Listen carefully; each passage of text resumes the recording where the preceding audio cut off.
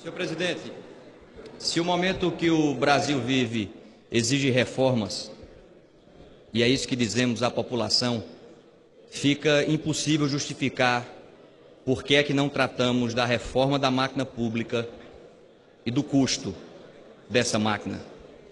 Se o remédio é amargo, mas é preciso tomá-lo, fica difícil compreender por que é que o trabalhador rural tem que tomar esse remédio e o político não.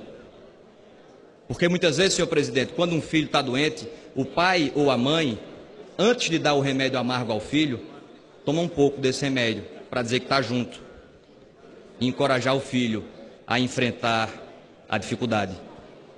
A diferença no nosso caso, nessa nossa insistência de não tratar da reforma da máquina pública, são duas. Primeiro é que o pai toma o remédio estando saudável. E a principal doença está aqui. Depois, é que não é o povo que tem que obedecer aos políticos. Somos nós, políticos, que precisamos obedecer ao povo. E aí a gente vai dando sinais à população que não vai ser tratado isso, da reforma da máquina pública, e a população não aceita mais. E aí a gente vai achando que o tempo que vai resolver e acalmar o país, e não vai acalmar. A gente precisa tratar de temas que beiram a obviedade da exigência da população para que a gente dê uma resposta. Falar do auxílio moradia. Auxílio moradia, senhor presidente, deve existir para quem não tem onde morar. Auxílio alimentação deve existir para quem não tem o que comer. E a gente tem uma máquina pública inchada, agigantada, repleta de espaços como esses, e não vamos dizer que é só a classe política, vamos avançar no poder judiciário, vamos avançar em todos os espaços da máquina pública para acabar com essas distorções. Não dá mais para juiz no Brasil receber auxílio moradia. Está errado. Todos nós sabemos que está errado. Não, mas é uma compensação. A gente não está mais em tempo de ter compensação. Não cabe mais compensações. É preciso ter uma mudança radical em direção daquilo que é correto. Não adianta mais puxar um pouquinho para cá, um pouquinho para ali. Não dá mais. E é esse embate. E é o enfrentamento dessas distorções que talvez inicie um período de equilíbrio nesse país. Não dá para pedir equilíbrio à população quando a gente vive banhado em distorções da máquina pública.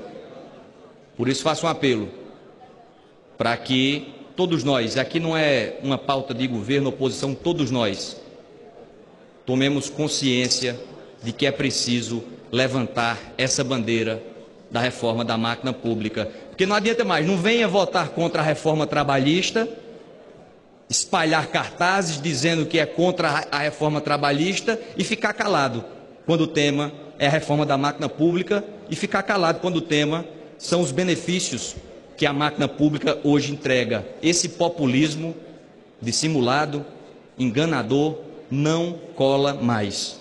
É preciso enfrentar essas obviedades. E isso traria um novo debate sobre o que deve ser o nosso Estado. O equipamento, o Estado, a máquina pública como um todo. Isso cabe correções que se multiplicam. Portanto, não dá mais para ficar achando que essa pauta não existe e que essa pauta não é prioritária. Existem vários espaços que nós precisamos enfrentar com requerimento de urgência. Requerimento de urgência nisso, votação de urgência nisso, debate intensivo nisso. Parar 15 dias daqui para falar sobre a reforma da máquina pública, aí sim voltar a se reconectar com a população. Porque existem muitas distorções, sinais que a nossa sociedade precisa avançar. Um ministro do Supremo, com toda franqueza, um ministro do Supremo não precisa de alguém que puxe a sua cadeira para que ele se sente. Ah, mas é só um gesto. Isso não é só um gesto. Isso não é só um gesto. Isso é um símbolo de uma sociedade que ainda não avançou. Precisa que alguém puxe a cadeira, um sujeito que não tem condições de se locomover. Um tetraplégico, um paraplégico. Aí sim, mas um ministro do Supremo não. São esses sinais, é essa nova simbologia é essa nova linguagem que o povo brasileiro está sedento para que a gente traga para esta casa. E isso está cada vez mais óbvio. Isso está cada vez mais claro. E cada vez mais óbvio e claro que a população não vai se contentar com o tempo, o passar do tempo. As coisas não vão se acalmar enquanto a gente não compreender a quadra democrática que o país vive